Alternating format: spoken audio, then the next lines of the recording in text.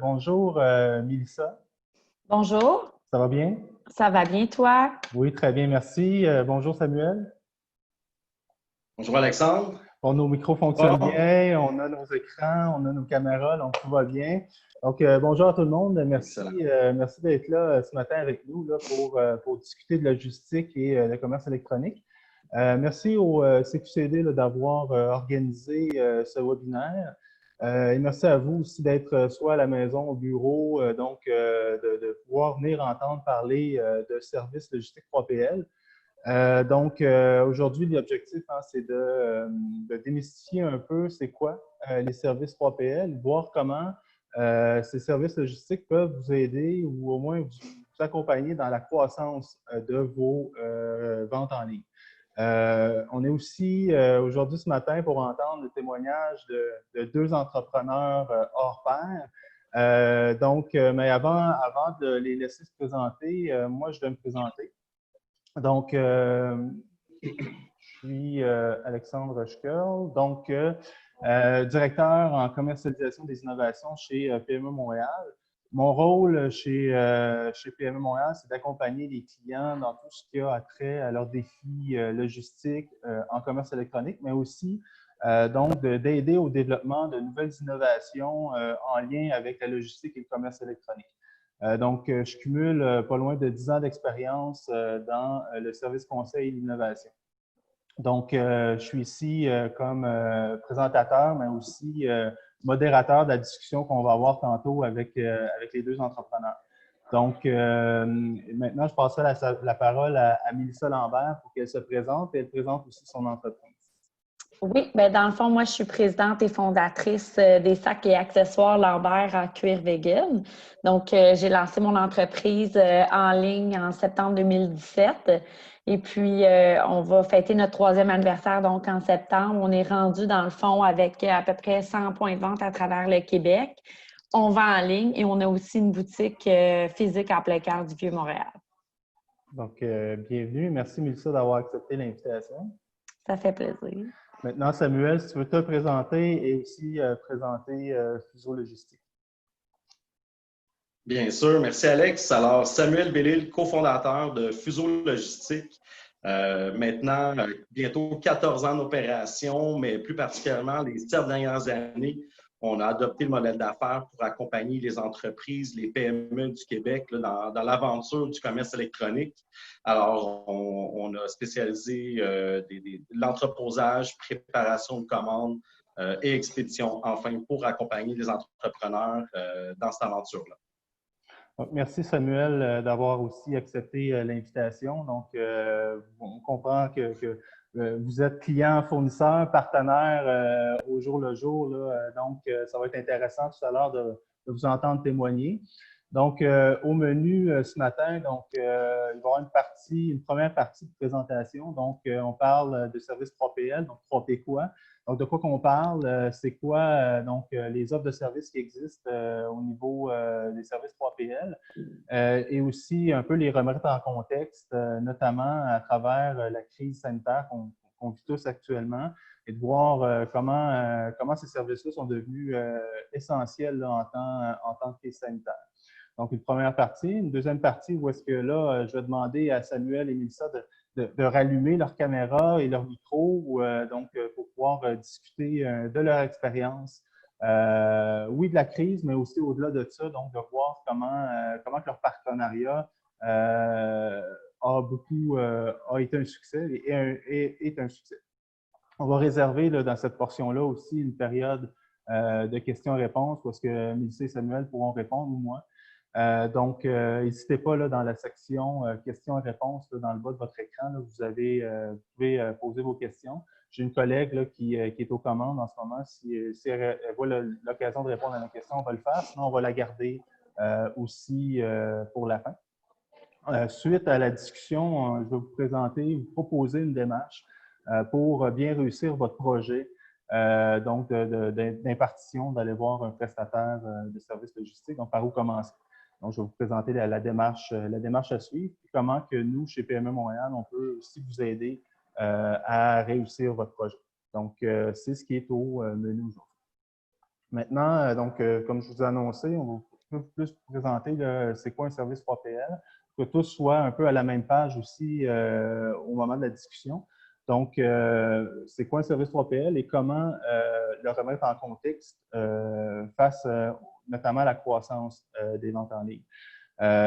Déjà avant la crise, donc ici c'est des données de 2019, mais on voyait que le commerce électronique était en croissance et c'était pas juste une tendance, mais vraiment un mouvement de fond, comme quoi que d'ici quelques années, là, les ventes en ligne allaient représenter pour un achat sur 5 en ligne, donc un achat de produits en ligne.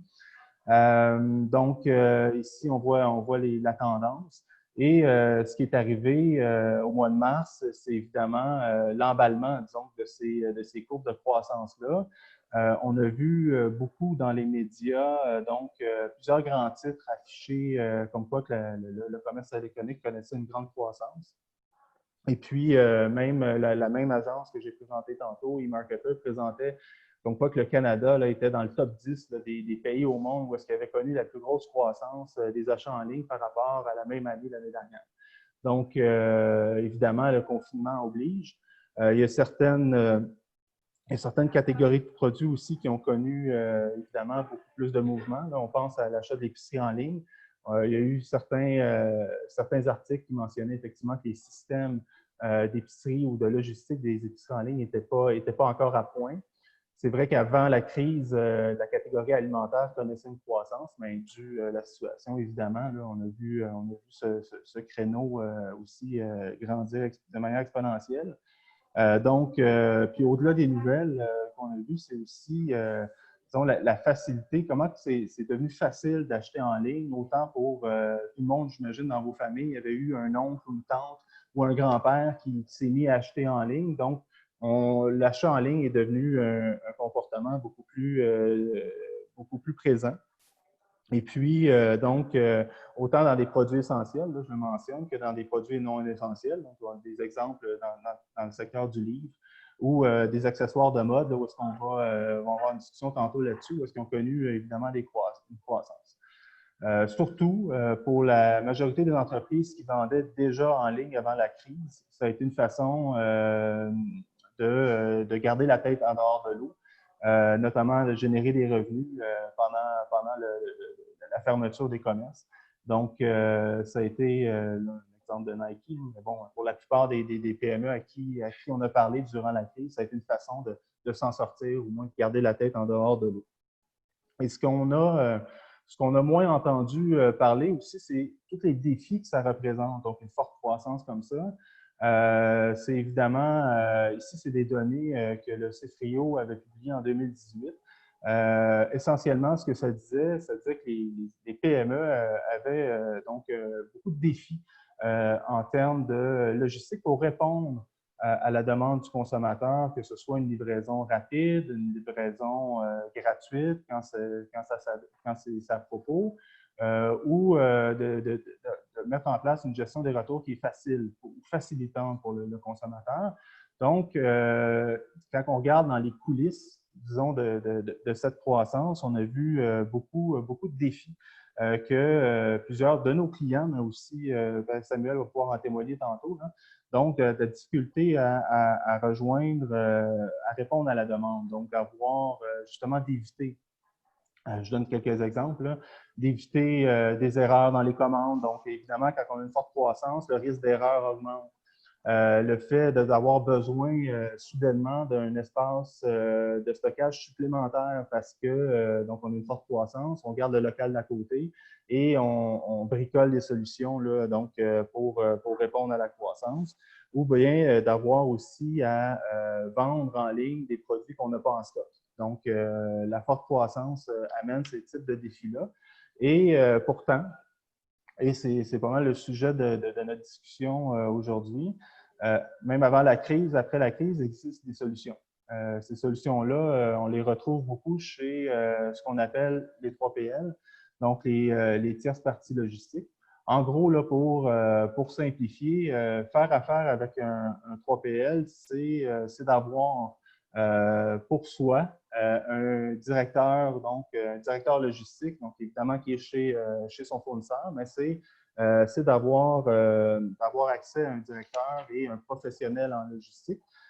Donc, un 3PL, évidemment, va offrir plusieurs types de services. Ici, on en montre quelques-uns, que ce soit la réception de vos commandes, que ce soit l'étiquetage de vos produits, si c'est un besoin, que ce soit la préparation, donc la pige de vos commandes dans l'entrepôt, que ce soit l'emballage, la gestion des retours, la livraison de vos produits. Donc, le 3PL prend en charge l'ensemble de votre fonction logistique. Et la force aussi, la force du 3PL, c'est aussi d'avoir plusieurs clients dans un même entrepôt. Hein, ça lui permet de générer des économies d'échelle, mais aussi, vous faites affaire avec un professionnel de la logistique, un professionnel qui vient avec plusieurs atouts. Évidemment, on pense à l'expertise opérationnelle, donc c'est des logisticiens qui connaissent bien le métier. Ils vont être en mesure de bien configurer, par exemple, un poste de travail pour l'emballage des commandes. Donc, ils vont optimiser la pige de vos commandes. Donc, c'est un des avantages. Souvent, les 3PL ont des technologies en place aussi, que ce soit des technologies de gestion d'entreposage, de gestion du transport, des technologies qui, si vous les achetez vous-même, vont vous coûter aussi un certain montant. Donc, le 3PL aussi, dû des volumes de clients qu'il y a dans son entrepôt, peut aussi négocier des meilleurs tarifs de livraison pour vous. Donc, c'est un avantage aussi donc de faire affaire avec ces services-là. La flexibilité. Tantôt, je mentionnais certains de nos clients qui ont dû agrandir dans le temps de la crise parce que justement, il y avait un surplus de commandes. Donc, le 3PL permet dans son entrepôt de gérer vos pics de commandes et d'arranger l'espace pour vous en conséquence. Aussi de gérer le défi de recrutement. On a vu certains clients, nous, qui devaient recruter en temps de pandémie. C'était pas évident pour eux. Donc, cette responsabilité-là relève du 3PL. Et le plus important aussi, selon moi, c'est de pouvoir vous concentrer sur ce qui rapporte le plus, donc vos ventes, et puis de confier tout ce qui est logistique à une tierce partie, donc de vraiment mettre l'essentiel de votre temps sur ce qui compte vraiment. Donc, c'est plusieurs avantages que représente un 3PL. Malgré ça, il y a plusieurs, quand on regarde les données, ici, c'est les données de Post Canada qui ont fait une enquête auprès des e-commerçants. Les données, le CFRIO avait aussi fait une mesure là, dans le cadre de son portrait là, qui mentionnait de 4 des entreprises au Québec utilisent ces services. Bon, Post Canada disait 8, donc 4 à 8 des entreprises au Québec qui utilisent des services 3PL. Donc, il y a peut-être plusieurs raisons qui expliquent aussi ce faible taux d'utilisation. Souvent, il y a plusieurs mythes aussi qui entourent l'utilisation d'un service 3PL, que ce soit, on a l'impression que ça coûte cher, que c'est pas fait pour nous, que nous, comme entrepreneurs ou comme entreprise, on est mieux placés pour gérer nous-mêmes nos commandes, on connaît notre produit.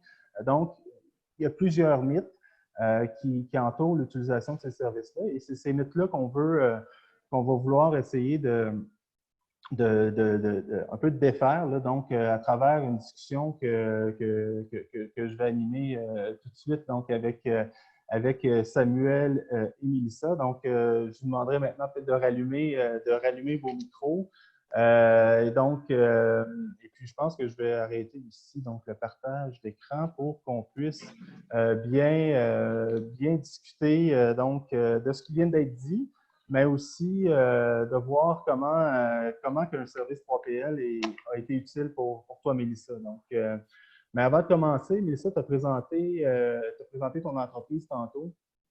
Est-ce que tu pourrais nous donner, donc pour que tout le monde à la maison, au bureau, comprenne, un ordre de grandeur de tes commandes en ligne, Mélissa, donc avant qu'arrive la crise là, en mars. Donc, peut-être juste nous donner un aperçu pour qu'on comprenne l'ampleur de ton opération en commerce électronique.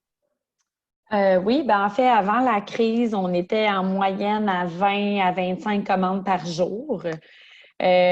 quand la crise a commencé, moi, je disais aux filles, regardez, on va essayer de faire au moins, si on fait 10 commandes par jour, on va être capable de continuer à opérer, je peux dire ça comme ça. Puis les filles, ils gardaient leur emploi. Puis ce qui est arrivé étrangement, en fait, c'est que on a genre doublé, voire triplé nos ventes. On est à, dépendamment des jours, 60 à 65 commandes par jour depuis le début de la crise. OK, donc on vraiment du simple au double, là. Ouais. Et plus. Donc, ça donne un peu l'ampleur, là, disons, du besoin et de comment Samuel répond à ta demande. Parlant de Samuel, Mélissa, donc, je me souviens, tu m'avais dit une fois, donc, il faut bien s'entourer comme entrepreneur, donc il faut savoir s'entourer. Puis tu m'avais dit, je m'en souviens très bien, moi j'ai une équipe de 3 personnes, maintenant on est 4 personnes et on est en mesure de gérer un chiffre d'affaires d'une entreprise de 10 personnes. Donc j'aimerais savoir, Mélissa, donc qu'est-ce qui t'a poussé, ça a été quoi l'élément déclencheur au début donc, de ton entreprise pour aller voir, de t'entourer d'un service 3PL? Oui, bien moi, en fait, ça a été très rapide comme transition parce qu'on est arrivé à un point, je dirais, de non-retour, c'est-à-dire que la livraison, nous, on livrait directement à notre boutique en plein cœur du Vieux-Montréal. Puis il y a un camion de comme 40 pieds qu'on a déchargé nous-mêmes dans la boutique. Puis là, on ne savait plus où mettre le stock. La porte d'entrée de la boutique ne fermait plus. On ne pouvait plus accueillir des clients. On n'avait plus de place pour circuler. J'avais engagé des gens pour traiter toutes les commandes des boutiques. Puis là, j'avais des irritants parce que certaines boutiques recevaient leurs commandes comme 2 jours avant, 2 autres, 2 jours après. Là, pourquoi telle boutique a reçu la commande avant la mienne? Là, ça nous prenait comme 2 semaines d'être capable de livrer toute la gestion des précommandes. Fait que quand j'ai vécu cette période très difficile, j'ai tout de suite, quand on m'a référé à Fuseau Logistique, j'allais rencontrer Samuel. Il m'a dit, regarde, voici les services que je peux offrir pour toi. Je vais entreposer le stock. On peut déloader les containers. Tout est informatisé. Il m'a tout fait visiter les installations. Puis, ça n'a pas été long que je suis allée louer un camion. On a tout chargé le stock qui avait la commande que je venais de décharger. Puis, je suis allée tout porter, dans le fond, à l'entrepôt à Sainte-Thérèse. Puis, à partir de ce jour-là, c'est lui qui a commencé à prendre en charge tout le flot de commandes. Puis, c'est ça qui a vraiment permis de mieux gérer là, la croissance puis d'offrir un meilleur service autant à mes détaillants qu'à mes clients. Donc, tu as déchargé ton camion, puis tu l'as rechargé, puis tu l'as amené sur la Rive-Nord. Oui. Donc, je pense que ça s'est fait assez rapidement, cette intégration-là. Donc, tu avais un besoin, c'est un casse-tête pour toi, là. Et tu avais un besoin. Et Samuel, donc, c'est une intégration qui s'est faite comment, donc, celle de Lambert chez vous? En fait, c'est une intégration record. On parle en 2 semaines du moment où j'ai rencontré Mélissa où on a commencé à expédier les premiers sacs. Mais comme elle l'a bien exprimé, Mélissa elle était mature, en fait. Elle était aussi devant des choix, des grands choix. Puis, bon, elle a fait le bon. Je suis ma parole. Mais somme toute, elle était mature. Alors, c'est quand même une démarche. Il y a peut-être sans le savoir, Mélissa avait passé quelques étapes dans la progression de son entreprise. Il y a une saturation qui est arrivée à un point de saturation, mais il y a une étape qui est là. Il y a des étapes dans lesquelles il faut passer parce qu'il y a des choses à mettre en place avant de faire le saut avec un 3PL. Bon, je pense qu'on aura l'occasion d'aborder les points, là, mais assurément, ça a été une intégration réussie parce qu'il y avait une volonté de la part de Mélissa aussi vraiment de passer à une autre étape, déléguer, qui est extrêmement important, faire confiance, puis surtout là, de mettre les gens en place, qu'on a discuté là, des gens de qualité. Donc, déléguer, faire confiance. Mélissa, j'imagine que ça, c'était déjà en place avant le mois de mars cette année. Est arrivé le 12 mars, est arrivée la fermeture des commerces, la fermeture de tes clients, de ton commerce, mais aussi des commerces de tes clients. Comment ça a été vécu cette semaine-là chez Lambert? Si tu peux nous dire, là, de manière générale, comment que le début de la crise s'est vécu chez vous? Mais nous, ça a été comme des montagnes russes parce que quand il y a eu la première annonce du gouvernement, comme de quoi que les commerces en ligne seulement essentiels pouvaient continuer d'opérer, moi, c'est sûr que pour moi, c'était un peu la fin, là. On ne pouvait plus expédier en ligne. Même j'avais eu l'idée d'aller chercher des sacs, de les amener chez moi. Je me suis dit, gars, on a 3-4 commandes, je vais les faire moi-même à la maison. Puis c'est parce qu'on a beaucoup de SKU, beaucoup de modèles. Fait que là, mon conjoint était comme, ben ça marchera pas, comment tu vas gérer ça? Puis j'essayais de trouver une solution. Puis déjà le lendemain matin, j'ai reçu un courriel de mon avocate qui me disait non, non, les commerces en ligne peuvent continuer d'opérer. Puis, en plus, Samuel, lui, avait des biens essentiels, là, des produits nettoyants, café et tout ça. Donc, on a pu, avec les mesures sanitaires, lui, il a pu continuer d'opérer avec équipe réduite, distanciation et tout ça. Donc, ça nous a sauvé un peu la vie. Moi, j'ai dû couper 2 personnes, mais on a gardé 2 autres personnes, puis on a continué à opérer tout au long de la crise à distance. Donc, puis là, c'est là que j'ai commencé à voir les ventes en ligne augmenter, puis je me demandais vraiment comme qu'est-ce qui se passait. On comprenait pas trop le phénomène. Je sais qu'il y avait eu un gros mouvement encouragé local.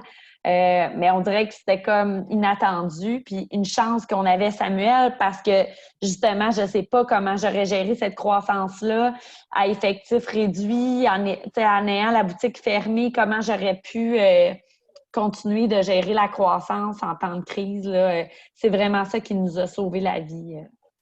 Donc, effectivement, plusieurs défis de distanciation physique. Donc, est-ce que le défi que Samuel a réussi à répondre, là, comme tout bon 3PL a réussi à faire durant la crise? Donc, Samuel, peut-être nous expliquer comment ça s'est vécu chez vous, oui, pour Lambert, mais aussi pour tes autres clients, parce que tu as plusieurs clients dans ton entrepôt. Comment que la crise a été gérée chez vous? Bien, en fait, c'est quand même, somme toute simplement. Alors, on est revenu aux bases. Déjà, on fait beaucoup de télétravail avec nos clients de par la nature de notre entreprise. Les biens ne sont pas au même endroit, les bureaux, évidemment, de nos clients. Alors, il y a déjà une distanciation avec la majorité de nos clients. Alors, le télétravail est déjà instauré. On a instauré des politiques. Évidemment, il n'y avait aucune visite, que ce soit des clients, mais aussi des fournisseurs ou simplement un transporteur. Alors, somme toute, ça a été simple. Alors, de fermer notre entrepôt, de protéger notre famille, comme j'aime bien dire, que ce soit les employés, les clients, enfin, alors, limiter les accès, télétravail, je me répète, mais ça a été vraiment la clé, aucune visite. Alors, on s'est créé une bulle dans laquelle on était quand même confortable pour exécuter la charge supplémentaire de travail. Puis, on a allongé les heures aussi de travail qui nous ont permis là, En fait, on a allongé les heures simplement, puis ça nous a permis là, d'être toujours actifs en sécurité, enfin, du mieux qu'on pouvait. Du mieux qu'on pouvait. Donc, Mélissa a mentionné une croissance des ventes. De ton côté, Samuel, la croissance des ventes de tes clients, il me semble que tu m'avais parlé de comparable avec le Black Friday l'année passée. Ça ressemblait à quoi exactement? Juste pour qu'on se donne un petit aperçu, tout le monde. Bien, généralement, là, les chiffres, là, on les a maintenant. C'est de 4 à 5 fois le volume habituel du Black Friday. Alors, pas du comparable l'année passée à la même date, mais vraiment, le Black Friday étant une période, évidemment, le vendredi noir, c'est une période cruciale dans l'année pour plusieurs entrepreneurs. C'est une pointe en termes de volume de commandes. Alors, ça a été essentiellement comme 11 semaines de Black Friday consécutives, si on veut. Alors, c'est vraiment un record. Par contre, il faut le dire, pour être honnête, j'ai plusieurs clients aussi qui œuvrent dans le milieu des détaillants, qui, eux, évidemment, on connaît, comme Mélissa, sa boutique a fermé. Alors, nous, à l'interne, on a pu déplacer des effectifs qui, normalement, sont attitrés à des commandes boutiques. Et on a attitré ces gens-là, évidemment, pour venir supporter les ventes en ligne et bon, les nouvelles réalités là, que ça nous a amené à gérer.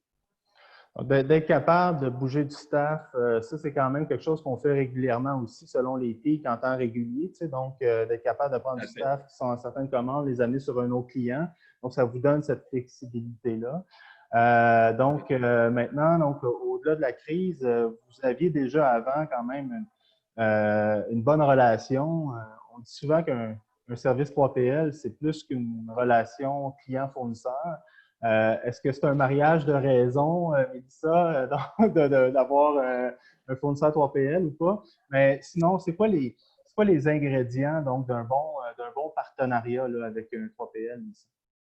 C'est sûr qu'il y a la confiance au départ, comme dans n'importe quelle relation d'affaires. Fait que moi, j'ai vraiment fait confiance à Samuel pour prendre, dans le fond, le relais là, pour tout ce qui était au niveau de l'expédition.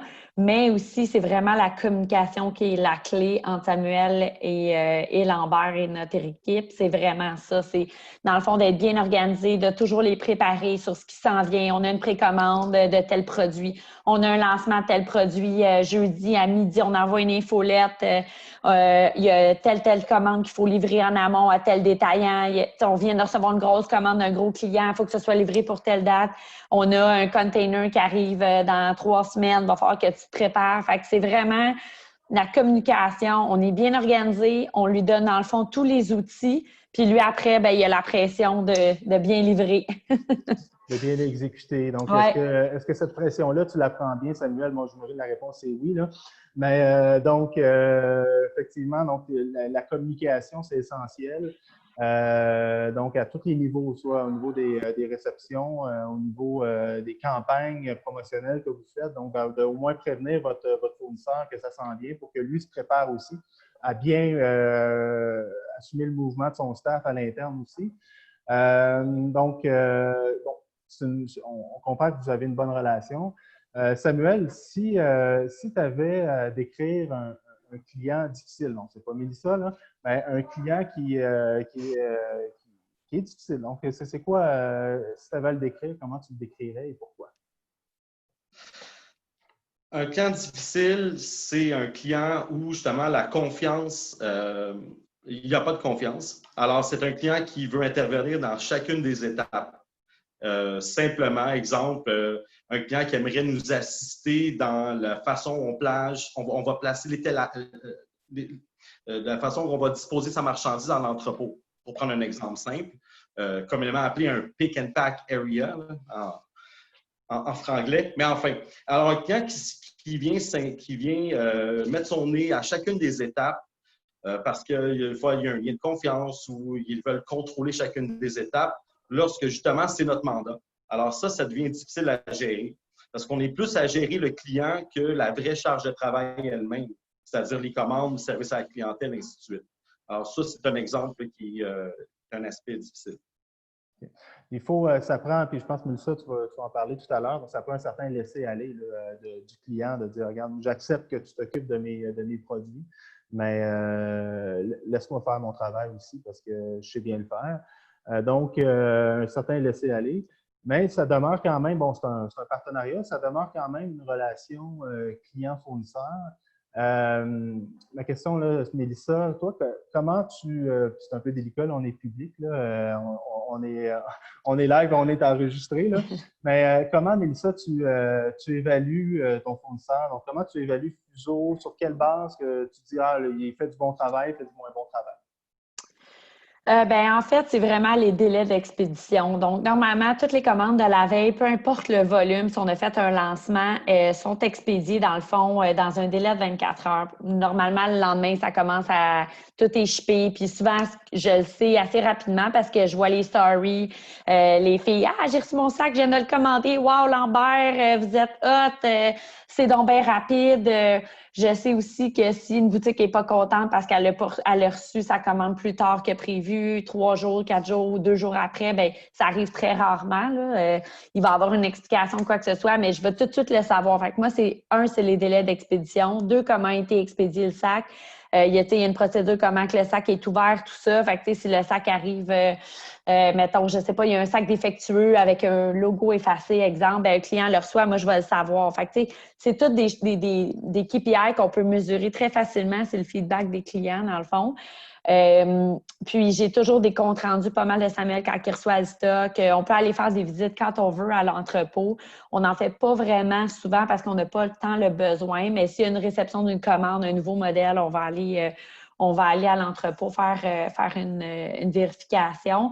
Mais dans le fond, c'est pas mal ça, un peu mes KPI. Sinon, ce qui peut arriver, moi, j'ai déjà arrivé des situations de crise un peu, si on peut dire, puis on a affaire à Samuel de dire, regarde, là, on a un problème avec tel modèle, il manque des straps, exemple, dans des sacs, est-ce que tu veux qu'on vienne à l'entrepôt? Souvent, il va nous dire non parce qu'eux, ils ont vraiment leur système, puis il va trouver lui-même des solutions, il va engager quelqu'un de plus, il va s'organiser, il va allonger les heures d'ouverture. Fait que souvent, nous, on offre d'intervenir dans un cas de crise, je peux dire ça comme ça, mais ils sont assez en mode solution. Samuel, il va toujours dire, regarde, laisse-moi vérifier, là, je vais voir ce qu'on peut faire, on te revient, puis on s'en sort toujours quand même très bien. OK.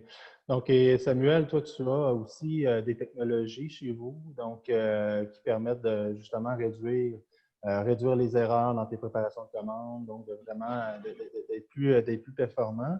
Est-ce que quel genre d'indicateur de performance que tu as chez vous pour gérer ton entreprise? Quel genre d'indicateur aussi que tu communiques à tes clients, donc à Mélissa et les autres? Ben, enfin, ça rejoint exactement ce que Mélissa a exprimé en termes de délai. C'est vraiment, évidemment, au-delà du délai, il y a l'exactitude, pardon. L'exactitude, c'est vraiment l'élément le plus important. Alors, que ce soit de respecter des consignes au niveau de l'emballage, préparation du produit, mais évidemment, l'exactitude elle-même de la commande. Si on veut un chapeau bleu, on ne veut pas recevoir le noir, évidemment.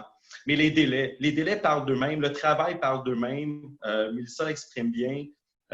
Pour l'ensemble de ma clientèle, c'est la même chose. Avec les outils informatiques, maintenant, c'est presque du temps réel. Il y a un décalage de quelques minutes, puis on sait exactement ce qui se passe en termes d'opération dans l'entreprise. Alors, pour nous, les résultats parlent d'eux-mêmes. Donc, tu confirmes, Mélissa? Oui. OK. Donc, peut-être une autre question. On change un peu, là, on sort un peu de la question du partenariat, de votre relation. Plus largement, Mélissa, comment qu'un service 3PL te permet ou permet à Lambert de répondre aux besoins de sa cliente, aux besoins de Vanessa qui achète son sac. Donc, tu as mentionné tantôt, on a des stories et tout ça. Donc, comment que le service va vraiment t'aider à avoir une meilleure fidélisation de ta clientèle, par exemple? Oui, bien, Vanessa, aujourd'hui, elle commande un sac en ligne. Elle veut l'avoir le plus rapidement possible. Dans le temps du COVID, on a vécu des cas un peu particuliers, des gens qui perdaient peut-être un peu la notion du temps, qui étaient plus impatients à la maison en attente de leur sac, qui avaient commandé, exemple, le vendredi, puis qui nous écrivaient le lundi matin parce qu'ils étaient fâchés de ne pas avoir reçu le sac, alors que nos délais, c'est 3 à 5 jours ouvrables, puis que normalement, on les expédie en 48 heures. Fait que samedi et dimanche ne sont pas des journées ouvrables. Donc, on a vécu toutes sortes de situations. Puis nous, on a continué à se démarquer parce que Fuso était capable de gérer le flow puis d'envoyer vraiment rapidement, même si on avait un pic de commandes en ligne. Alors que je voyais d'autres entrepreneurs qui faisaient plein de stories pour expliquer la situation puis dire, écoutez, on est staff réduit, tu sais, je fais ça dans mon sol, puis ils montraient des stories, des boîtes, puis ça s'en vient, merci pour votre patience. Mais reste que le client, lui, à la base, oui, il peut comprendre un peu qu'on est des entrepreneurs puis qu'on fait ça nous-mêmes, mais l'exigence du client, c'est j'achète un produit, je le veux le plus rapidement possible, j'ai payé pour un service. Et avec les Amazon de ce jour, ça met extrêmement de pression sur des PME qui ont les mêmes attentes, puis on doit arriver à fournir les mêmes attentes. Et moi, j'ai vécu le avant 3PL. Moi, je n'ai shippé des sacs. J'ai parti ma business moi-même, puis j'imprimais moi-même mes commandes, puis je les shippais dans des boîtes, puis tout ça. Puis tu sais, je sais, des fois, j'ai fait des erreurs. On envoyait des commandes à des boutiques. La boutique avait fait tu sais, elle me disait, ben c'est pas conforme. OK, je suis désolée. Là, il faut que tu reprennes 2 sacs, tes envois. Tu vis des irritants comme ça que maintenant, j'ai plus à me soucier de tout ça. Tu sais, c'est vraiment comme je me concentre sur le développement des affaires, le développement des produits. Puis, j'ai vraiment comme donné ça à quelqu'un qui est expert en logistique. J'ai plus à gérer cette pression-là. On dit souvent, effectivement, tu as mentionné les grandes multinationales du e-com qui ont une performance logistique qui permettent de livrer rapidement et tout ça. On dit souvent qu'un service 3PL, bon, ça permet à une PME au moins d'accéder à une meilleure performance logistique, là, au moins de se comparer à certains grands joueurs. Samuel, as-tu un avis sur ça? Donc, comment que 3PL arrive à compétitionner des grandes plateformes? Mais je confirme, on sent la pression des grandes plateformes. Ça, je le confirme. En fait, les gens l'attendent des gens. Par contre, on sent aussi un basculement vers le local et ainsi de suite, une conscientisation maintenant. C'est moins mystérieux que c'était par du web ou des achats en ligne. Ça s'est vraiment démocratisé. Mais tout à fait, là, les standards sont là. Puis, je les comprends parce que moi-même aussi, étant consommateur à mes heures, je suis tout à fait sensible à ça. Ça fait du sens. Je pense qu'on a atteint des délais assez confortables. Évidemment, là, il y a d'autres parties de la chaîne qui doivent suivre. C'est une chose là, de les expédier, mais il faut qu'elles soient livrées, ces commandes-là. Enfin, c'est en développement, mais c'est bien là. C'est bien là. On doit être performant. Mais ça vient avec, puis je comprends. Jusqu'à un certain point, c'est normal. Les gens ont déjà payé pour leur achat. Ils s'attendent à le recevoir rapidement. Ouais. Évidemment, comme tu mentionnes, Samuel, toute la chaîne a vécu la crise aussi à sa façon, dépendamment de l'ampleur aussi de la boîte qu'on parle. Donc, tantôt, je présentais une donnée qui est de moins de 8 des entreprises au Québec utilisent ces services-là. Il y a plusieurs mythes entourant tout ça, mais j'aimerais peut-être entendre, Mélissa, sur pourquoi, selon toi, il y a une réticence potentielle à aller chercher des services 3PL chez nos entreprises au Québec. Bien, moi, pour avoir parlé à plusieurs entrepreneurs, je sais c'est quoi le step. Tu pars ton entreprise, tu contrôles tout, c'est dans toutes les étapes. Puis arrive un moment donné où il faut que tu sortes un peu de ton local ou de ton sous-sol. Puis là, qu'est-ce que tu fais? C'est quoi le next step, justement? Tu prends un plus gros local, tu fais ton entreposage, tu engages des gens ou tu fais le lâcher-prise. Et ça, c'est la partie la plus difficile pour un entrepreneur, c'est de lâcher prise sur ton produit. C'est vraiment de donner ça, confier ça carrément à quelqu'un d'autre. Bien, va-tu être capable de gérer toutes les différents SKU ou est-ce qu'il va vraiment bien vérifier mon produit pour être sûr qu'on n'envoie pas un produit avec un défaut à un client? Comment ça va être emballé? Est-ce que il va faire des erreurs dans la commande? Fait que c'est comme tout ce côté-là, de plus toucher à ton produit, c'est très difficile.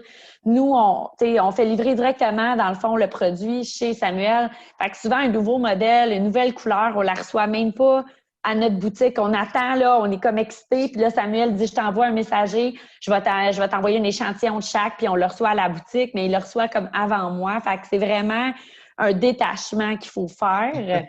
Mais pour moi, c'est vraiment un désavantage mineur par rapport à tous les avantages que ça nous apporte pour vraiment être à l'affût des attentes du client puis gérer cette croissance-là. Puis quand je dis le client, c'est autant le client de la commande en ligne que le détaillant. Effectivement. Puis ce qu'on dit souvent, Mélissa, c'est que quand on fait les choses soi-même aussi, puis quand on démarre ou quand on a une forte croissance, puis que dans ton contexte, tu es détaillant, mais aussi fabricant. Donc, je privilégie quelle commande? Est-ce que je privilégie la palette que j'ai besoin d'envoyer chez Costco? Je ne sais pas si tu prends chez Costco. Je dois privilégier ma commande de 150 $ en ligne. Donc, donc, quand on le fait soi-même, ça devient des trade-offs en bon français. Donc, mais avec les réseaux sociaux aujourd'hui, on vit quelque chose que moi, j'avais pas vraiment estimé avant, c'est-à-dire que les boutiques font des stories. Fait qu'on arrive mettons, dans une région plus éloignée, exemple un Drummondville, bien là, on a 2 boutiques un petit peu concurrentes. Puis là, la boutique fait une story pour dire « Hey, j'ai reçu mon nouveau modèle de Lambert, venez à ma boutique. » Puis l'autre boutique, elle l'a pas encore reçu, sa commande. Elle est fâchée, là. Fait qu'il y a toute une logistique, on n'a même pas estimé de dire, bien, il faut vraiment que tout le monde reçoive presque leur commande en même temps. Puis ça, c'est vraiment un défi que moi, je pourrais pas gérer ça, là. Ça serait bien trop compliqué. Fait que Samuel, maintenant, il sait, puis il est capable de gérer ça. Il s'en occupe. Oui. Il s'en occupe, donc c'est bien. Donc, Samuel, moins de 8 % des entreprises utilisent ces services-là. De ton point de vue, as-tu une explication? Mais je pense simplement, après ma part, il doit y avoir beaucoup de « Ah, c'est pas pour moi » ou « Mon entreprise n'est pas rendue là. Je suis pas assez ci, je suis pas assez ça. » Je suis convaincu qu'il y a beaucoup de gens qui croient que c'est pas pour eux. Puis, Dieu merci, vous répandez la bonne nouvelle, là. Mais effectivement, c'est plus accessible qu'on le croit. Alors ça, déjà, je pense que c'est une étape majeure, mais évidemment, le lâcher prise, et aussi le niveau d'organisation. Mélissa, elle passe sous silence certains points cruciaux. Exemple, la codification de ses produits. Lorsqu'elle a fait le saut avec nous, il n'y avait aucun produit codé, des codes barres, là, UPC, peu importe. Puis, on en a discuté, évidemment, puis tout ça. Elle a mis en place ces choses-là. Ça a demandé de l'énergie de son côté. Elle a été prête à s'organiser, prête à faire confiance. Alors, c'est un exemple, là, évidemment, de Lambert Design, mais c'est un exemple qui s'applique à tous, moi-même aussi. Le niveau d'effort à s'occuper de son jardin, semer aujourd'hui pour récolter plus tard, ce que Lambert a récolté durant le COVID, mais ça fait des années qu'elle préparait sans savoir nécessairement, mais au niveau de l'organisation, le lâcher-prise, les gens de qualité, codifier ses produits, des éléments simples au jour le jour, mais qui font la différence là, au bout en fait, ou en crise sanitaire, finalement. Puis peut-être un autre mythe aussi, donc c'est pas fait pour nous, donc Samuel, tu le mentionnes. Il y en a un des mythes, c'est de dire « Ah, ça coûte cher ». Mélissa, as-tu un avis là-dessus? Est-ce que ça coûte cher aller voir un 3PL? J'ai jamais dit ça. Ben, en fait, non, parce que moi, justement, quand j'étais à la croisée des chemins, c'était est-ce que j'investis dans un plus gros local? C'est beaucoup de sous, là. Je vais engager du staff. Ce staff-là, la moitié de la journée, ils vont shipper des sacs. Le reste de la journée, ils vont faire quoi? C'est tout, pour moi, c'est comme quasiment une deuxième business, vraiment, gérer ce côté-là. Versus aussi, ce que, dans le fond, j'ai vite réalisé, c'est quand on a regardé les tarifs d'expédition avec Samuel. Lui, étant donné qu'il y a du gros volume, il y a des tarifs privilégiés meilleurs que ce que j'avais. Donc, le coût de préparation de la commande est absorbé par le tarif qu'il négocie, lui, avec Post Canada, Puro, peu importe. Fait que ça fait que ça me permet d'être compétitive, puis ça ne me coûte pas plus d'argent versus toute l'énergie et le temps que j'aurais dépensé à chercher un local, payer ce local-là, engager des gens. Puis encore là, si lui fait une erreur dans une commande, ben c'est le service qu'il offre, c'est qu'il va réexpédier la commande à ses frais. Versus nous, quand on faisait des erreurs, ben c'est moi qui payais. Là. Bon, mon employé a fait une erreur, l'erreur est humaine. OK, refaire venir la commande, envoie le sac par messager, on va aller le porter nous-mêmes. Ça, je ne gère plus ça du tout. C'est tous des coûts qu'on calcule pas nécessairement. Donc, pour moi, c'est rien, en fait. C'est vraiment, c'est ça, c'est à la demande. Puis si je fais livrer 3 gros containers, ben c'est lui qu'il faut qu'il trouve de l'espace dans son entrepôt. C'est pas moi qu'il faut qu'il se débrouille avec ça. Donc, c'est tout lui qui m'envoie la facture, ça coûte tant, puis le mois d'après, ça coûte moins cher si j'ai moins de stock en entreposage. C'est vraiment décharger les coûts, puis je paye juste pour ce dont j'ai besoin. Donc, parfait, mais c'est une réponse assez convaincante, Mélissa, effectivement. Parce que la plupart des 3PL, Fuseau Logistique et les autres, ont négocié des tarifs, comme je mentionnais tout à l'heure, qui sont souvent avantageux pour une petite entreprise. Donc, c'est bien. Je vous propose d'aller voir les questions donc, que le public nous pose. Okay. J'en ai une question peut-être pour Samuel. Donc, on parle, oui, d'achat local, de livraison au Québec. Mais comment ça se passe pour l'international? Donc, les livraisons aux États-Unis. Je pense, Mélissa, tu as l'intention aussi de développer des nouveaux marchés. Oui. Donc, Samuel, peut-être nous expliquer un peu au niveau de l'international comment ça fonctionne.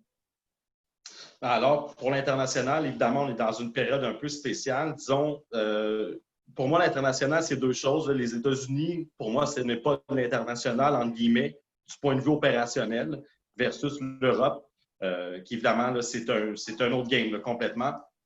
La portion de l'Europe, présentement, c'est encore difficile en raison là, du COVID, comme on le connaît. Par contre, sur un point de vue opérationnel au jour le jour, il n'y a aucune distinction pour nous. Une commande, c'est une commande. C'est simplement la finalité lorsqu'on ferme la commande en termes de sélection de transporteurs. Alors, évidemment, nous, on a pris entente, comme Mélissa l'a mentionné, avec des transporteurs, des ententes de services, de prix, tarification, évidemment. Mais à ce niveau-là, c'est là l'enjeu pour nous, le volume, le pouvoir d'achat qu'on a et de se diriger vers les bons partenaires, évidemment. Il y a personne, même les plus grands UPS qui est fort partout sur la planète, ils ont tous leurs points forts, points faibles. Alors, c'est à nous, justement, d'aiguiller le colis vers le bon transporteur pour avoir le service désiré, évidemment au meilleur tarif, là, qui est toujours le nerf de la guerre. Okay. Merci de ta réponse. Question un peu plus technique, mais quand même importante. Au niveau logiciel, au niveau information, tantôt, on parlait de justement tes systèmes chez vous, Samuel. Mélissa, tu as ton site transactionnel. Comment que ce partage d'informations-là se fait au niveau de vos propres systèmes à vous deux? Bien, notre système, nous, on est sur Shopify, nos ventes en ligne. Là, maintenant, on a un autre accès qui est TradeGecko aussi, qui est connecté à notre Shopify. Puis ça prend juste un accès IPA qui est connecté, dans le fond, au logiciel de Samuel. Fait que lui, là, c'est comme toutes nos commandes, il rentre directement dans son logiciel, s'imprime. Puis lui, c'est vraiment fluide au niveau de la communication. La seule chose qu'il faut faire manuellement, c'est si un client nous écrit qu'il n'a pas commandé la bonne couleur, qu'il y a un changement d'adresse. Ça, c'est pas des choses que si nous, on le corrige dans Shopify, ça va parler au logiciel de Samuel. Il faut vraiment, comme là, lui écrire, dire, bon, ben tel client retient la commande, modifie on le fait manuellement. Je ne sais pas si, Samuel, tu veux rajouter quelque chose à ça. Bien, c'est très bien dit. C'est très bien dit, Mélissa. En fait, ce que j'ajouterais simplement, c'est que oui, Shopify ou les autres, dans le fond, on a des logiciels ici auxquels on a accès à des API. Qui, pour moi, je donne toujours l'image, c'est un pont informatique qu'on a accès. Là, ça peut être, on connaît les grands Shopify de ce monde, mais toutes les autres plateformes en ligne, des logiciels de comptabilité ou un TradeGecko comme il s'est installé en fait plus récemment, là, ça fait plusieurs des années, mais c'est des logiciels de gestion, enfin. Alors, c'est au-delà du site web. Ces logiciels de gestion-là nous donnent accès, évidemment, aux commandes, mais vice-versa. C'est à double sens, c'est-à-dire qu'on va récupérer les commandes, ensuite, on pousse l'information des numéros de suivi, niveau d'inventaire, ainsi de suite. Et, il reste toujours les exceptions à gérer, des déménagements, changements de couleur, mais effectivement, ça, c'est de là que les gens de qualité et la communication qui rentrent en jeu. Okay. Parfait. Une autre question, tantôt, Mélissa, tu mentionnais que, étant donné les tarifs de livraison avantageux, ça absorbe le coût pour tout ce qui est préparation de commandes et entreposage, au moins en partie. Là, j'ai une question et puis je vais te laisser répondre, mais j'aurai un commentaire. Qu'est-ce qu'il y en est des produits qui sont vendus en ligne mais qui valent peu, donc en bas de 10 $ ou des choses comme ça? Est-ce que ça a un impact? Comment tu fais, toi, justement, au niveau de ta politique de livraison pour faire soit une livraison gratuite ou un seuil minimum de gratuité pour la livraison? C'est à moi que tu poses la question? Oui. Mais moi, j'essaie de vendre aucun produit en bas de 10 $. C'est une bonne stratégie. Mais pour vrai, c'est sûr que la plupart des brands font toujours un minimum d'achat pour une livraison gratuite. Et moi, ce que je trouve des fois un petit peu drôle, c'est que les gens, des fois, sont surpris. Parce que si les gens, ils commandent un sac et puis qu'eux se sont trompés dans la commande. Exemple, ils ont commandé un sac marine, ils le reçoivent, oups, c'est un noir. Donc, c'est leur erreur. Eux doivent nous retourner le sac eux-mêmes. Et là, ils vont m'écrire pour dire, ben voyons donc, ça me coûte 25$ de retourner le sac. Et c'est ça. Chez moi, je l'ai payé, la livraison gratuite, quand je te l'ai envoyé. Fait que les gens sont outrés des frais de livraison. Puis moi, quand j'ai parti mon entreprise, je capotais un sac, là, ça coûte cher à shipper. Puis des fois, tu sais, si tu arrives à vraiment rentrer dans une enveloppe, par exemple, un porte-clés, tu le mets dans une enveloppe, ça coûte quasiment rien.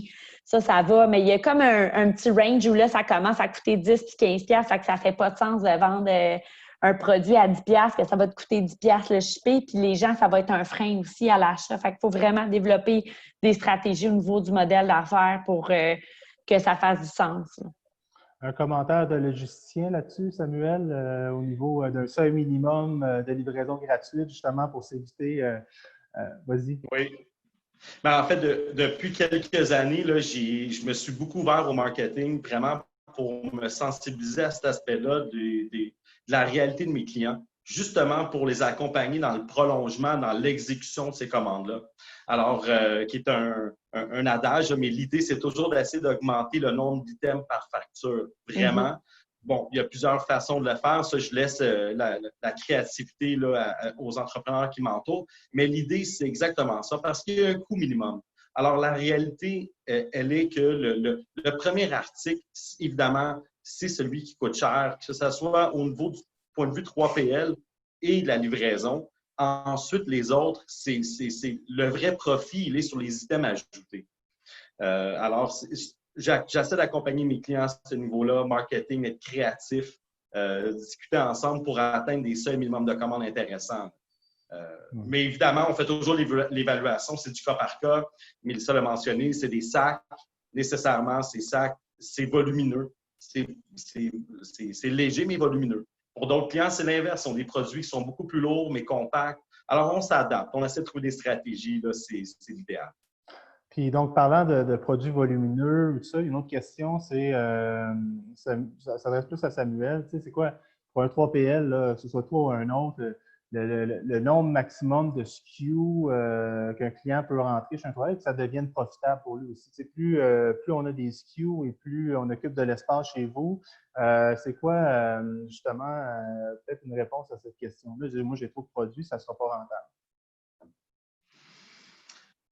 C'est vraiment du cas par cas, évidemment, l'étude. On vient d'accueillir un client on a intégré 889 SKU pour vous donner une ordre de grandeur, un nouveau client. Souvent, ce que j'ai remarqué, les gens qui ont beaucoup, beaucoup de SKU, c'est des items de plus petite dimension. Physiquement, c'est des petits produits plus compacts.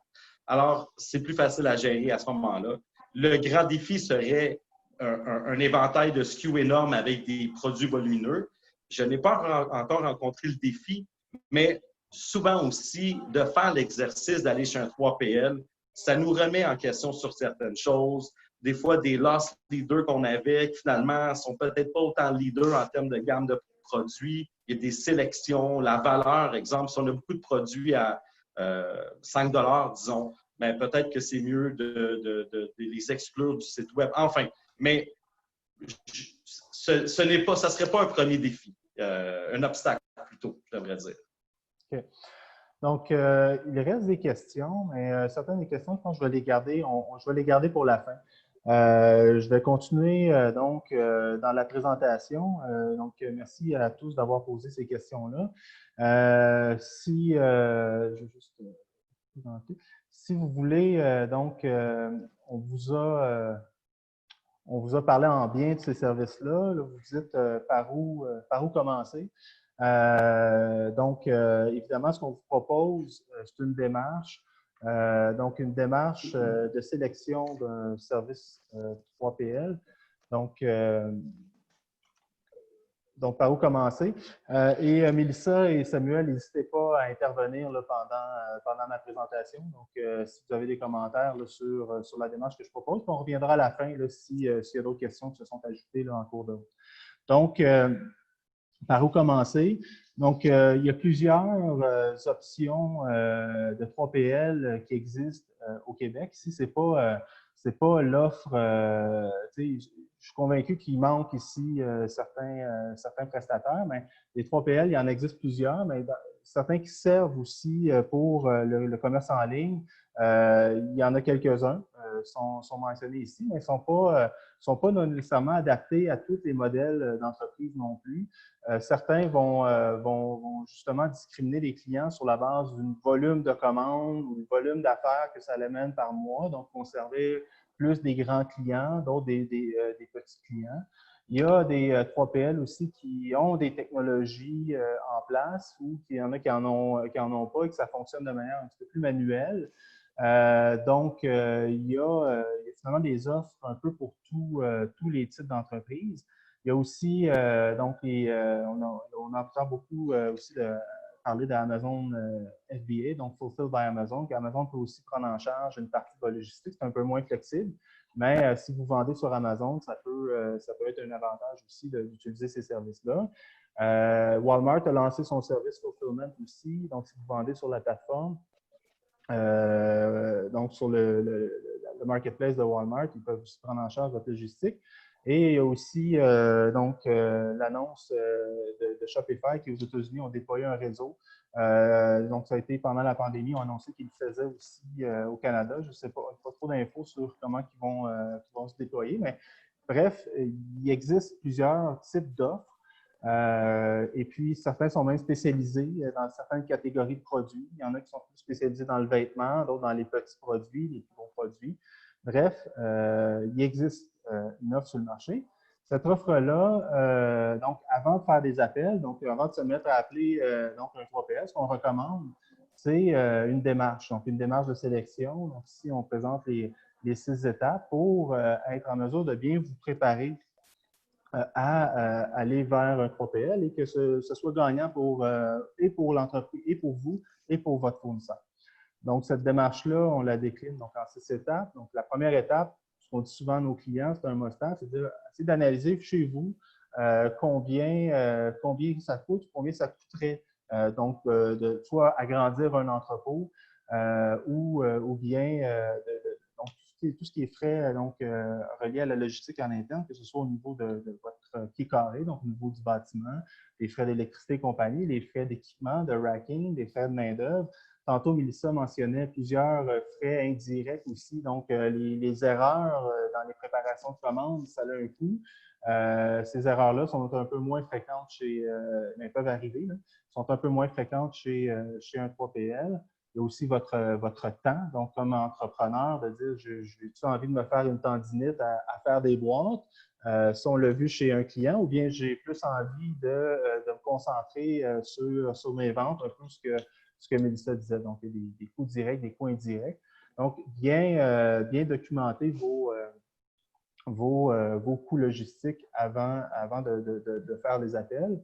Ensuite, la prochaine étape, donc l'image parle un peu d'elle-même. Donc, ce qu'on recommande, c'est de faire un cahier de charges, donc de documenter vos besoins, puis de voir aussi, donc, poser des questions. Donc, combien j'ai de commandes par mois, combien d'espace d'entreposage je vais occuper. Donc, il y a plusieurs questions à regarder vers soi et dire, regarde, je vais inclure ça dans un RFP pour aller chercher des offres de services qui vont se comparer.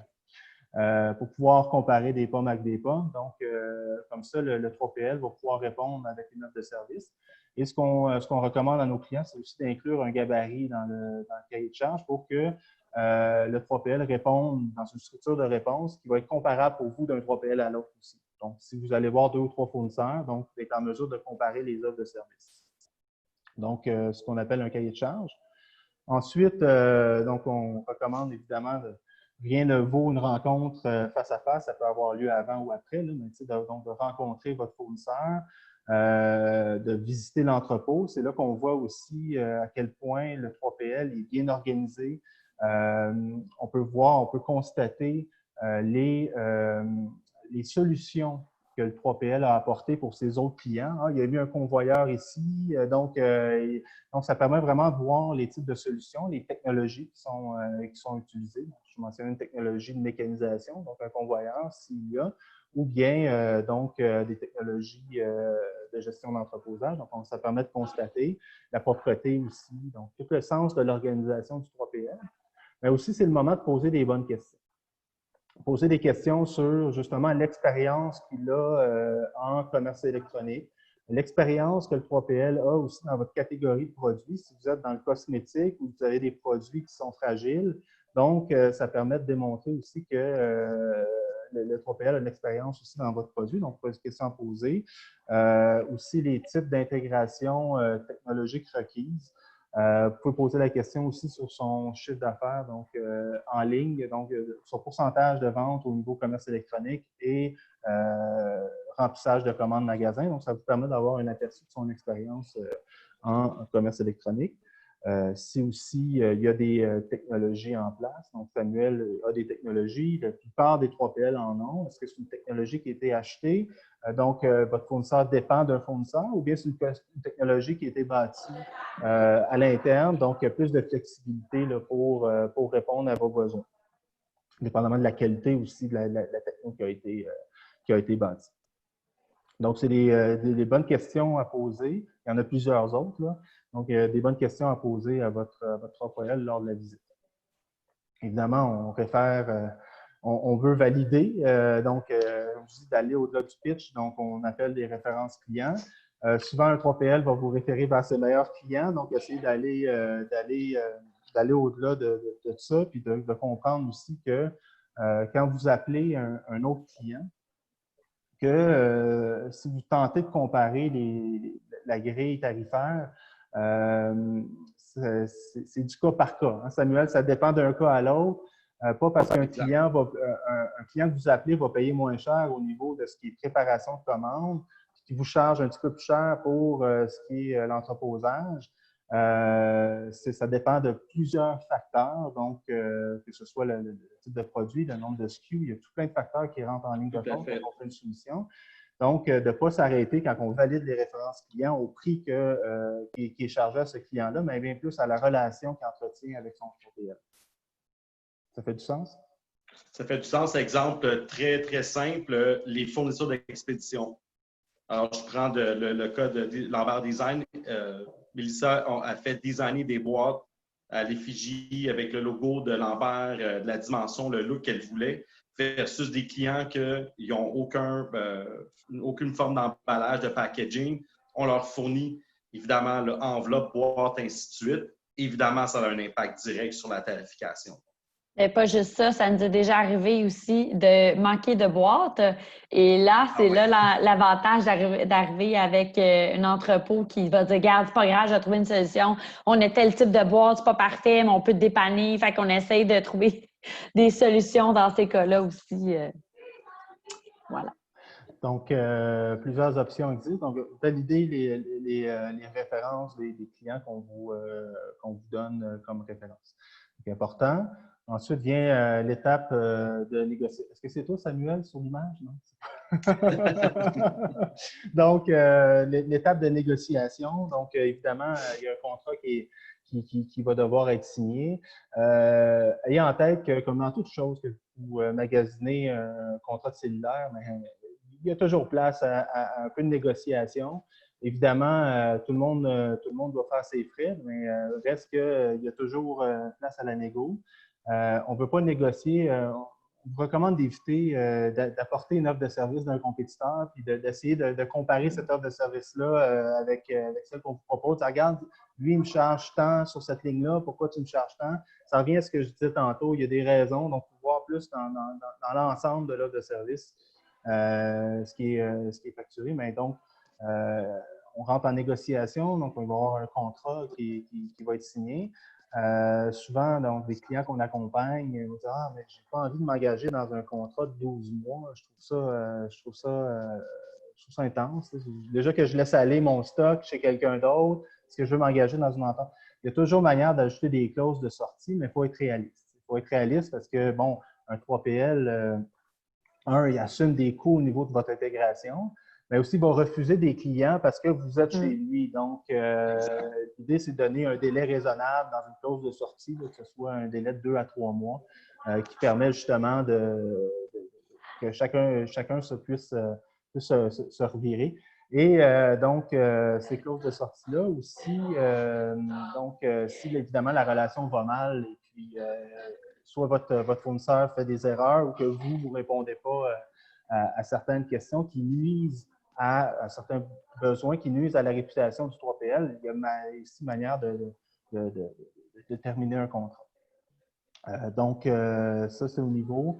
Et on recommande aussi, si possible, dans le contrat, d'amener une clause d'amélioration de la performance. Donc, on fait en sorte que, OK, on a signé une entente sur 12 mois, mais on va se rasseoir dans 3-4 mois, évaluer vraiment sur quelle base qu'on va dire dans un an, on va avoir réussi à améliorer tels aspects. Ça, on parlait tantôt de la capacité du 3PL à négocier des ententes tarifaires avec les transporteurs. Donc, on veut que ces bénéfices-là vous reviennent aussi. Donc, de challenger votre fournisseur là-dessus et de dire, regarde, comment que vous allez me faire gagner au courant de l'année. Donc, d'avoir une clause d'amélioration des services. Là, je regarde Mélissa, je dis, Mélissa n'avait pas cette clause-là dans son entente. Donc, bref, c'est des conseils qu'on donne à nos clients quand on les accompagne dans une démarche vers un 3PL. Ensuite, vient l'intégration, donc de bien planifier son intégration chez votre fournisseur. Au départ, bon, il va y avoir des tests. On va tester justement les systèmes. On parlait des systèmes d'information. On va tester des commandes, exporter des commandes de votre site, voir si tout va bien. On va évidemment planifier l'intégration de vos produits. Tantôt, Samuel mentionnait donc un fichier maître, donc ce qu'on appelle un item master, donc un fichier qui va inclure tout ce qui est description de vos produits, qui va avoir la volumétrie aussi de vos produits, donc le poids, la taille et tout ça, qui va avoir le code à barre aussi, tout ça, donc un fichier qui contient toutes ces informations-là pour pouvoir intégrer dans le système d'information chez le 3PL. Et donc, c'est plein d'informations. Et puis, donc, aussi d'avertir donc votre 3PL que vos produits s'en viennent. Ça, c'est pas juste à l'intégration, mais tout au long de la relation. Donc, c'est de voir avec lui qu'on se tient, on communique. C'est pour ça qu'on recommande aussi, puis je pense que c'est le cas chez vous, peut-être en dire un mot, là, mais d'avoir un responsable dédié aussi qui communique avec votre 3PL. Donc, c'est sûr d'avoir des rencontres, c'est pas on prend notre stock, on l'envoie là-bas, puis on s'en occupe plus, mais d'avoir une relation idéalement continue, d'avoir une rencontre mensuelle, se dire qu'est-ce qui s'est bien passé, qu'est-ce qui s'est moins bien passé, et de pouvoir planifier ensemble, disons, tout ce qui est campagne, tout ce qui est intégration de nouveaux produits. Donc, chez vous, Lambert, je pense que vous avez une responsable qui s'occupe au day-to-day de la relation. Oui.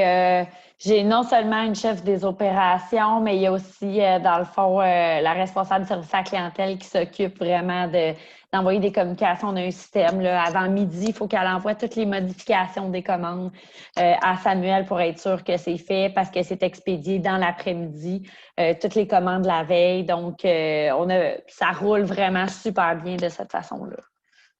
Ça roule bien. Peut-être, Samuel, dire un exemple de situation vécue où est-ce que ça roulait moins bien, où est-ce que l'information n'a pas été transmise?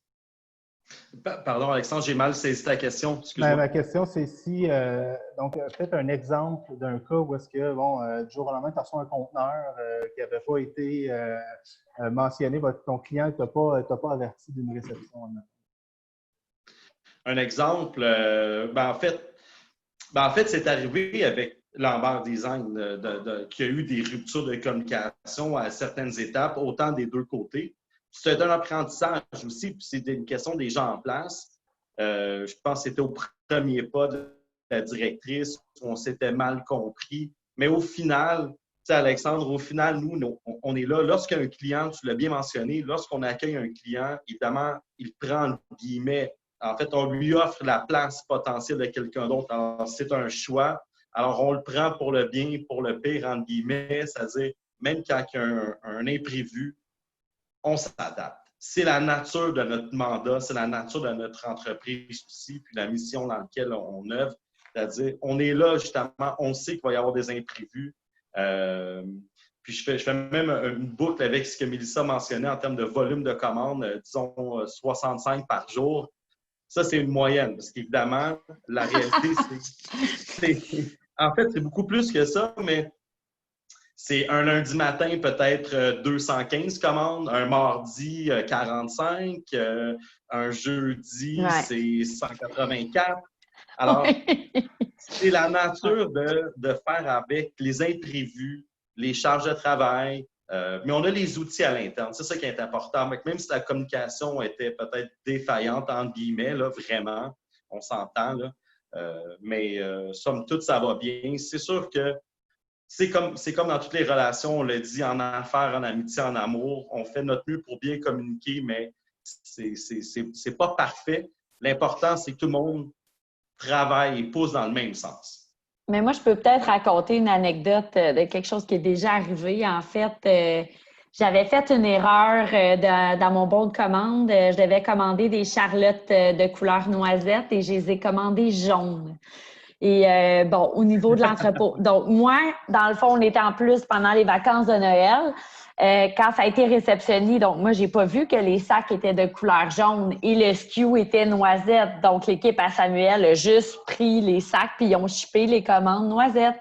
Mais on l'a vite su quand les gens, nos clients, ont commencé à recevoir leurs sacs jaunes au lieu de noisettes.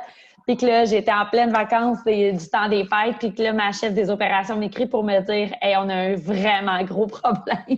Les sacs Charlotte Tan, c'est tous des sacs jaunes. On avait des précommandes. Je pense que Samuel en avait déjà shippé 200. Puis là, ça a été de tout essayer, de démêler ça, changer le SKU, rapatrier les sacs des clients qui avaient mal reçu, re-shooter le sac. Ça a été toute une logistique qui a été effectivement juste une simple erreur que j'ai faite dans un bon de commande puis qui a enchaîné comme toutes sortes de problèmes. Je pourrais dire que c'est le seul désavantage dans le sens que si moi je l'avais reçu, ben c'est sûr que je les aurais pas expédiés, mais là, c'est mon erreur. C'est moi qui ai mal fait la commande puis qui a fait une erreur de SKU. Fait que c'est le genre de choses qui peuvent arriver. Mais il y a toujours des solutions, évidemment. On s'en est bien sorti. Puis finalement, ça a été une couleur super populaire. Donc, c'était vraiment pas si grave. Bon, ben des erreurs, ça arrive. Puis ce qu'on comprend, c'est qu'un 3PL, ça trouve souvent et rapidement des solutions. Donc, parfait.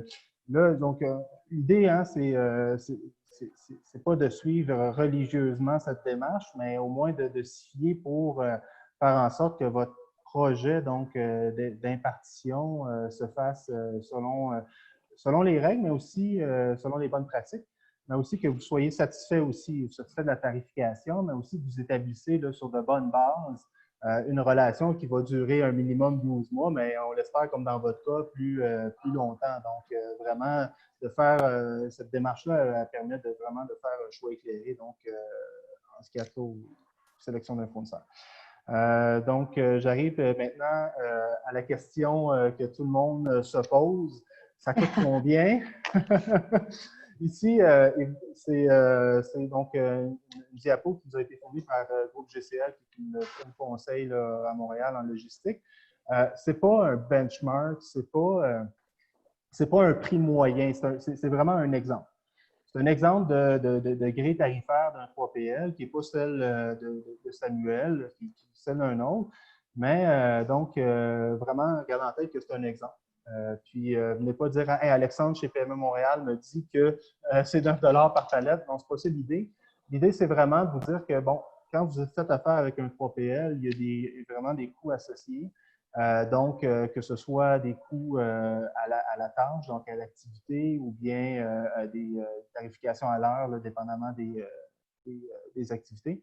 Donc, ici, c'est un exemple, juste pour vous dire, regardez comme si on prend l'exemple de la préparation de commande. Donc, un 3PL va vous faire facturer à la commande et aussi au nombre d'items que vous allez mettre dans la boîte. Donc, l'idée générale, c'est que tout a un coût. Il y a des places, des marges de manœuvre si une situation qui arrive, comme dans le cas de Mélissa, où est-ce que, bon, on a fait une erreur, là, donc évidemment des marges de compréhension de part et d'autre, mais il reste que c'est les coûts, les principaux coûts là, qui sont chargés aux clients quand on va faire affaire avec un 3PL. Donc, c'est un exemple.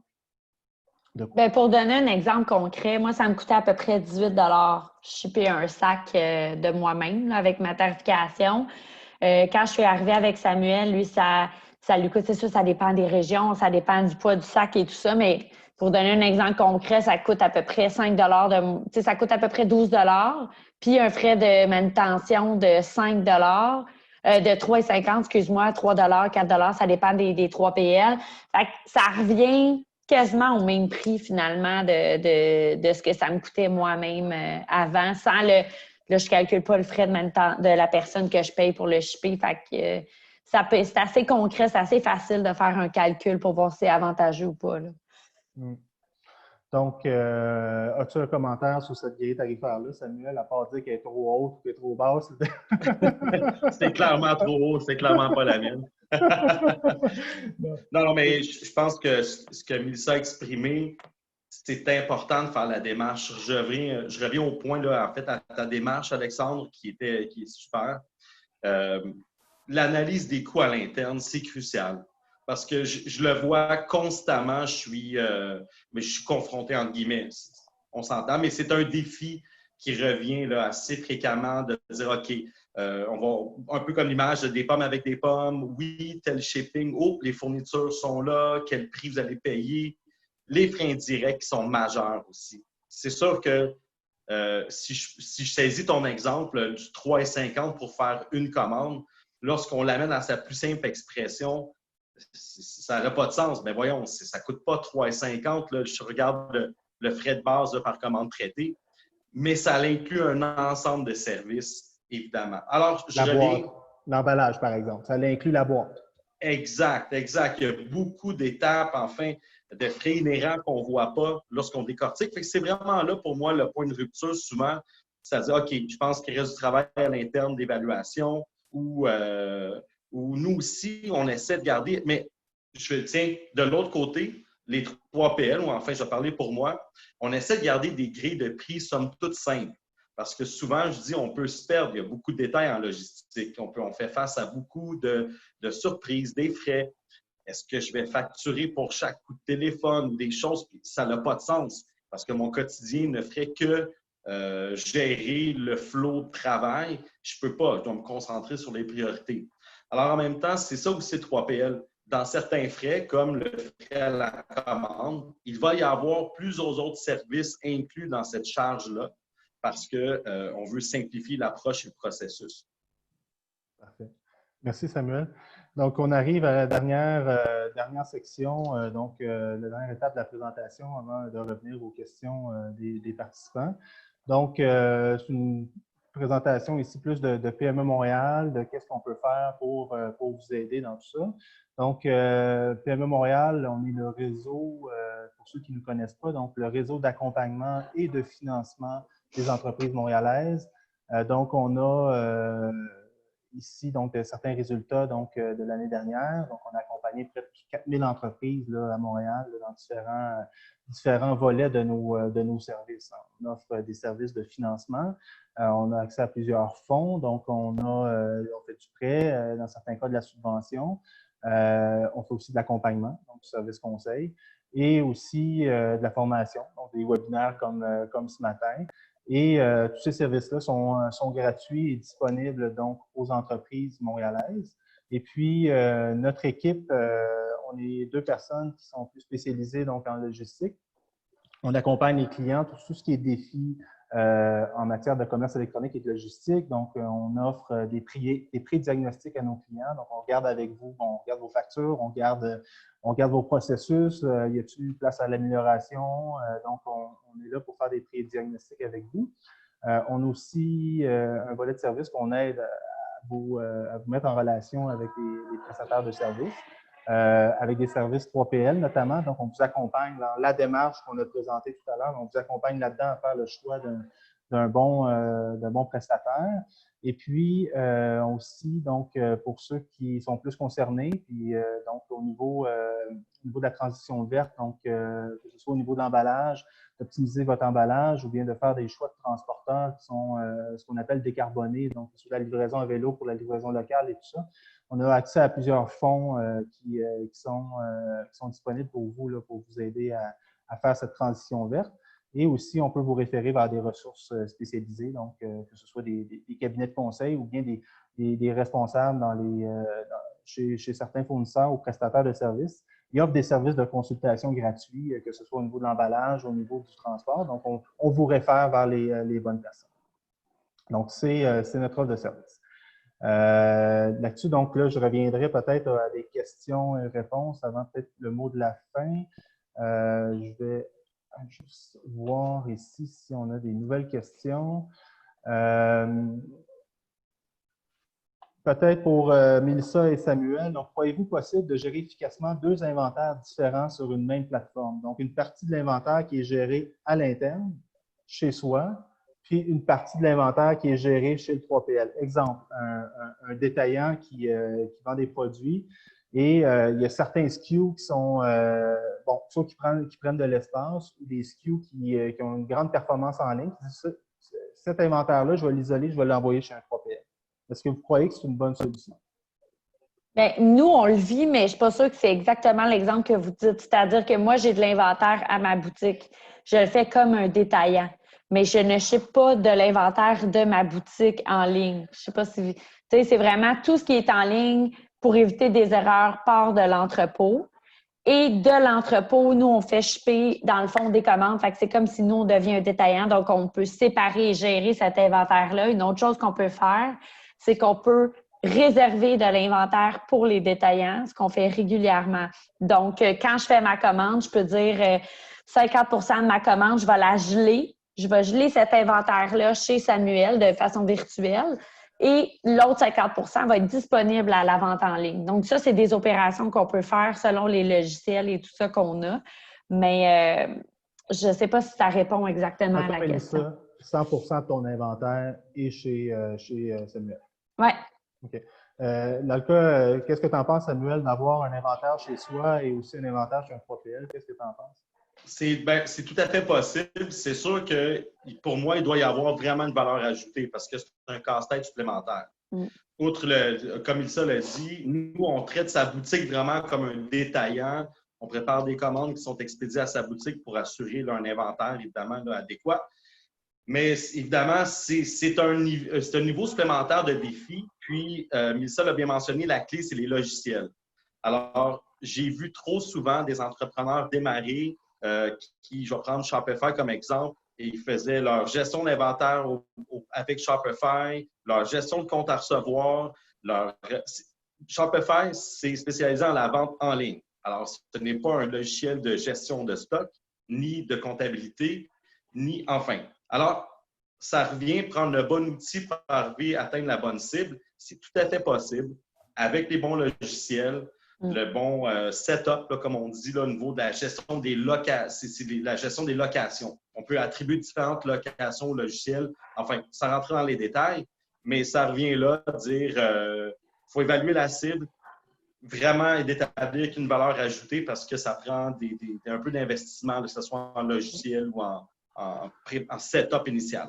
Puis, il ne faut pas perdre de vue non plus, puis je viendrais compléter comme ça, de dire que si on a une commande, qu'il y a 2 items dans la même commande, si un des items est dans mon sous-sol chez nous et l'autre item est chez le 3PL, comment on vient consolider dans une boîte les 2 items, donc ça ajoute des frais supplémentaires, ou soit on envoie deux boîtes à notre client final, donc c'est ce type de défi-là aussi que ça peut amener.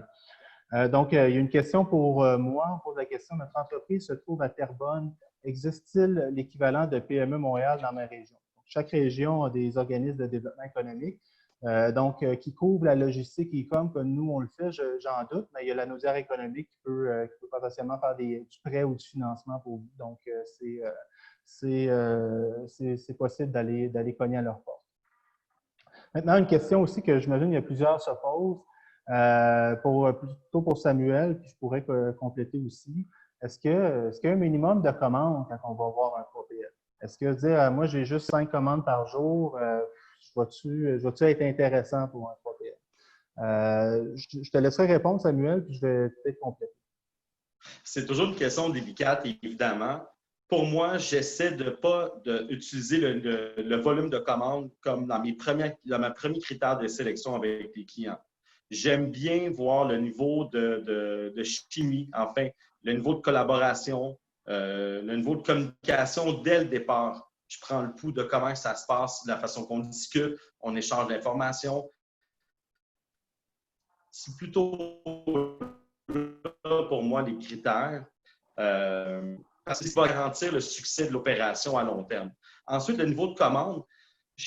Chez Fuseau, en tout cas, je vais exprimer comme ça, on est très ouvert au petit volume parce que j'ai, force d'admettre, des clientes qui étaient en start-up et qui aujourd'hui m'ont sorti des niveaux records de commandes là, durant la pandémie. Alors, je pense que ça serait bête de ma part d'avoir une approche fermée à ce niveau-là.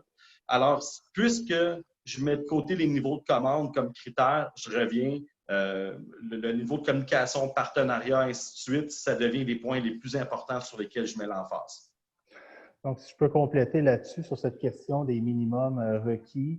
Tu veux un chiffre, hein? Ah non, mais tu sais, soit une règle du pouce, à partir de 10 commandes par jour, là, vous commencez à regarder, ou tu sais, dépendamment si vous êtes rendu au stade que je vais ouvrir un nouvel entrepôt ou déménager ou tout ça. Donc, c'est des questions où acheter une Disons, technologie. OK. Pour mettre un chiffre, là, disons que c'est une base annuelle. Tiens, parce qu'on est très conscient qu'il va y avoir des périodes de pointe. Là, puis, dépendamment du secteur, on a des clients dans le monde de l'éducation. Évidemment, c'est très concentré sur une période de l'année. Puis ensuite, là, c'est presque zéro.